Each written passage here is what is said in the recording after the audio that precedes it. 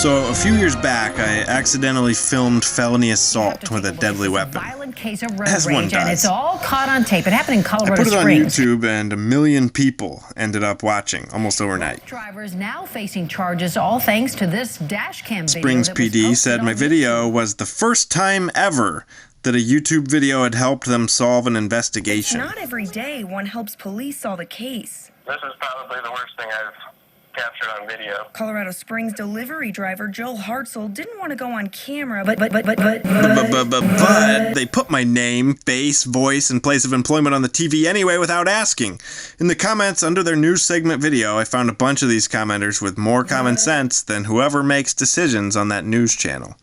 Stick around to find out if the Mustang maniac ended up stalking and murdering me for putting him in prison. I'm back, 8 years later, and here's the rest of the story. He delivers calzones for DP Dough. I had been delivering calzones at DP Dough for just over a year after moving 1,000 miles from the cornfields to Colorado. It was another normal day at work. I was dreaming ahead to this drive I was planning for the following week on the $1 million highway where the road ends just inches from long drop-offs. This is known as the Switzerland of America. I've been to Switzerland too, and I see the resemblance. But anyway, I'm zipping around town that afternoon at high rates of speed to get them their calzones delivered when this clown thinks his little Honda is an 80-foot semi that needs both lanes to make it around the corner. It's a busy Sunday evening. This sort of thing goes on all night. Then just after 10 p.m., I've dropped off one order and I'm taking another to the Lodges of Colorado Springs, a high-rise, off-campus student housing. I've gone there hundreds of times at this point, so it's nothing new to me when the biker in front of me exits the roadway and begins driving in the turn lane for opposing traffic only. This stretch of North Nevada is a hot spot for that type of thing. No, for that exact thing. For example, 2 months prior to this, I filmed two people 8 minutes apart, both pretending that is a legal lane of traffic, in this exact same spot. Here's a map of all three incidents. I saw a lot of repeating scenes like this. Like 2 months before that one, just 2 miles up the road, I saw two cars at almost the exact same time of night, 2 nights in a row, crashed out on the exact same spot in front of the college. You can't make this stuff up. I became accustomed to seeing emergency vehicles everywhere because people drive like complete lunatics here. Even 1 week before the featured hit and run, I saw a guy who had driven up on top of an electrical box or something. And only 3 days prior to the big day, I had filmed a traffic light where tons of selfish you-know-whats just intentionally blocked the intersection, rendering the green light useless as basically nobody could get through before it went back to red. So, you see why I got a dash cam. My only regret is the 6 months I missed getting on camera when I first started that job. People just think they're alone on the road and invincible. But, as I told the news lady, this one is probably the worst one. I was behind these guys for 13 seconds before the biker exits the roadway to approach the Mustang. For 20 seconds, he rides alongside the car yelling at him. At this point, I assume they're just friends. I'm not paying that much attention to the illegal driving I see literally every day. But then he creeps into the Mustang's lane, forcing the Mustang to cross over the solid lines on the right. The Mustang returns to the center of his own lane, probably warning the biker. It could have turned deadly if he had decided to knock the biker out in front of this car that approaches. As soon as that car passes, you see the biker's hand swing out, probably trying to slap the Mustang's mirror. This is a very common sign of disrespect in the biker community. There are probably over 12 million videos on YouTube of bikers slapping or kicking people's mirrors. Low estimate. Side note, the local news cut that part out entirely in order to create some false narrative. I don't ever condone retaliating with your 2,000-pound block of metal death, but I guess the local news station wanted to make it seem like the Mustang driver was the main aggressor. I don't agree. The biker would have never been hit if he had stayed in his lane, both figuratively and literally. But anyway, as you can see, the Mustang guy jerked his wheel to smash the bike, and down he goes in a shower of sparks. I stopped, and the Mustang fled off into the night. Then a car cuts and brakes hard in front of me, which I learned to be the girlfriend of the biker who had had some argument with that Mustang earlier. I got his number so I could send the video. I then went and delivered my calzones. Skyler, the biker, then spent all night hunting for the Mustang with the giant bike-sized dent in the door. He found the car hours later, and I believe it was due to the fact that the Mustang driver lived at the very student apartments on the right that I had been delivering to. So the Mustang driver, Brian, went off and hid somewhere, then came back home when his GTA stars wore off, and Skyler returned to the scene of the assault and found the dented Mustang. In the meantime, I had posted the video, which Skylar then turned over to the police, music and all, which is hilarious to me, imagining the cops having to replay the clip multiple times and being like, oh my god, turn the volume off.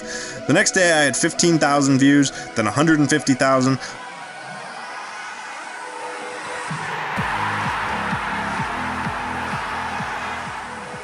The local news station saw my caption said, just trying to deliver calzones, yo, and figured out I must work at the only calzone place in He delivers town. calzones for DPW. The news van showed up there with a camera crew. Fortunately, I was off work and chilling in the mountains. My manager James called me to tell me they were hunting me down. The video continued blowing up. The next day it got another 150,000 views. Emails started pouring in from around the globe, companies wanting to capitalize on my video's success. I was wondering, does this happen to every random viral video, or just ones with crimes and arrests involved?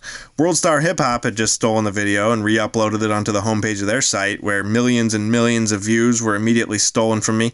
I didn't have a snowball's chance in hell of fighting them, so I quickly assessed my many offers for licensing the video and picked the best one.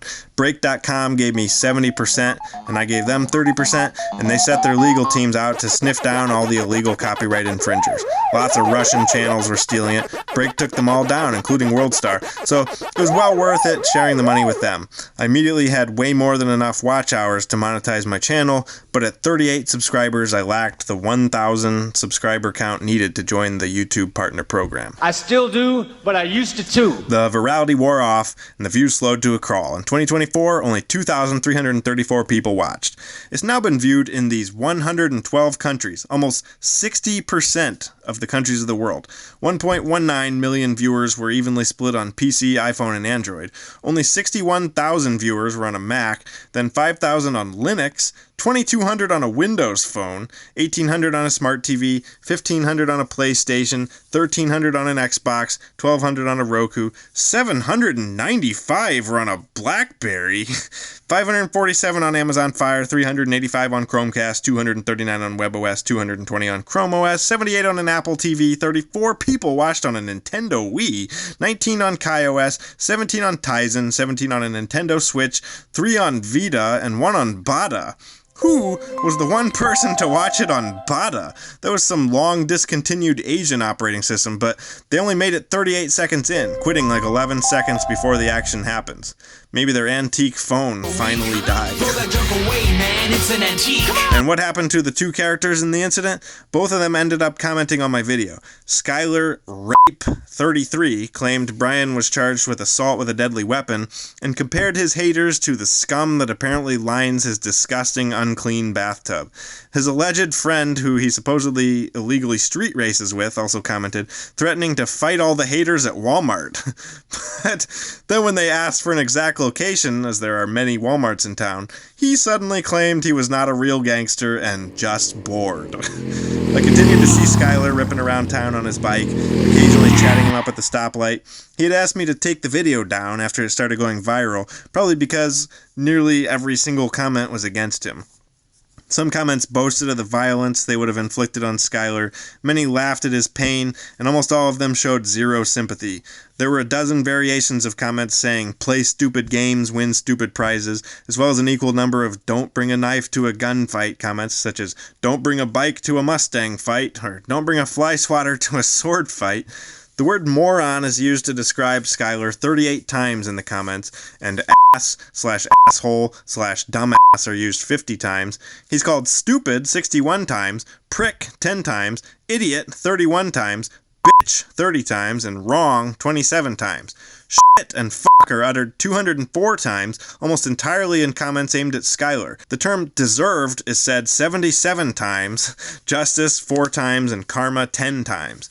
Felony is said 10 times, assault 24 times, arrest 23 times, charges 18, jail 18, and prison is said 16 times.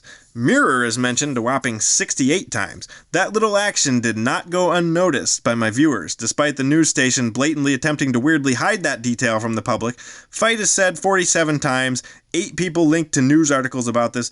Doge is mentioned twice in one comment after someone used Doge speak of the early 2010s and got called out for not being cool. Dogecoin was just 3 years old then, and the Department of Government Efficiency was unimaginable at the time. This was right at the end of the Obama administration. Such wow. Anyway, calzones and pizza were mentioned 8 times, which is amazing, as I did not think people read video descriptions at all. And hilariously, 58 people mentioned the music. Some loving it, most hating it. This is not music I listen to. I don't even like music. I literally just googled song where the beat drops, grabbed an amateur remix to avoid copyright, and then lined up the beat drop to the moment of impact. Several people questioned the authenticity of the video based on that, somehow not realizing audio editing exists or something. They also found it suspicious that I was holding the camera so steady while driving and that I was not reacting out loud. Even the news station had to have me explain what a dash cam is. They're like, "So, you were operating the camera while driving? Were you holding it?" Do they think all cops hold their dash cams while driving too? These aren't some new invention. The freaking Soviet Union used them. Mr. Gorbachev, knock down this biker. So, this was the tale of 2 shitties. People gotta learn to leave their emotions behind when they fire up their 2,000+ pound death machines. More so on a bike. It's not worth killing each other over some moment of bruised ego or whatever. I get it, I was 21 once too, but when I go to search hit and run motorcycle Colorado Springs 2016, this isn't even the worst incident. A month later to the day, a man was killed on his motorcycle just 6 miles from this spot when someone cut him off. Could have been Skyler, right in front of me, easily. Based on the quotes he gave the news, I believe he learned a valuable lesson that day. As for Brian, he did not seem to learn anything. He had hundreds of people cheering him on in my comments, saying he did the right thing or that they would have done worse. He responded to me laughing about it and stated that he only got a ticket, community service, probation, and 24 hours in jail. Weird flex, but alright. All in all, I made a couple $1,000s off this. Pretty good investment return for a $120 dash cam. I believe everybody should have one at all times. You never know what might happen right in front of you. Whether it's a car set on fire in the parking lot, a piece of garbage blowing right into a guy who keeps walking unfazed, or this vile stoner girl littering and then seeing my camera and laughing about her disgusting, shameful actions.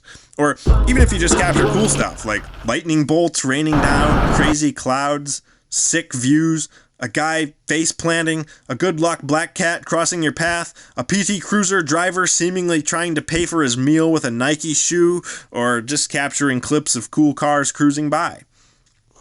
By the way, the very next night, after the hit and run, almost exactly 24 hours to the minute later, I had stopped at the Taco Star drive-thru during work, and as I pulled out, I captured this DeLorean going by. That's not a joke. Once I catch up, you'll see it. I briefly debated going back to work to pick up more deliveries, but instead decided to follow it while eating some bottom-tier Taco Star cuisine. Then I street raced it and totally won.